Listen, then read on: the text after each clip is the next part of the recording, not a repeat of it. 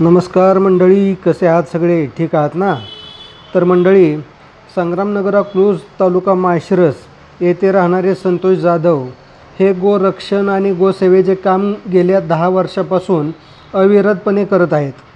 आजारी पडलेल्या शेतकऱ्यांनी आपल्या पिकात घुसतात म्हणून ॲसिड ओतून जखमी केलेल्या, अपघातात जखमी झालेल्या, तसेच जनावरे म्हातारी झाल्यामुळे मालकांनी सोडून दिलेल्या अनेक गायी, घोडे व इतर जनावरे यांना संतोष जाधव यांनी स्वखर्चाने उपचार करून नवीन जीवन दिले आहे.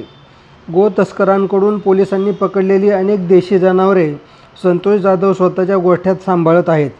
नुकतेच त्यांनी एका पोट फुगलेल्या व मरणाच्या दारात पोचलेल्या वासरावर स्वखर्चाने ऑपरेशन करून त्याच्या पोटातून तब्बल 26 किलो प्लास्टिक बाहेर काढून त्यास जीवनदान दिले आहे. जाधव यांच्या या गोसेवेस आपणही सढळ हाताने मदत करावी. 2015 पासून गावातली गायची अशी आशीड टाकलेली गायचे ऑपरेशन ही गोसेवा करतोय. ही 8 दिवसापूर्वी गावात ते एक बटत वासरू होतं. ते प्लॅस्टिक खाताना दिसल्यावर त्याला 4 दिवस बांधलं. 4 दिवस बांधल्यानंतर ते आज लक्षात आलं की माझ्या ह्याच्या पोटात भरपूर प्लॅस्टिक आहे. मग वाघमोडे डॉक्टर, पशुवैद्यकीय अधिकारी त्यांना घेऊन आलो.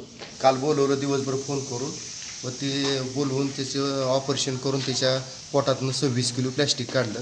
अशी गावात फिरस्ती बरीच गाय त्या अशा रोज मरते त्या अशी प्लॅस्टिक खाऊन.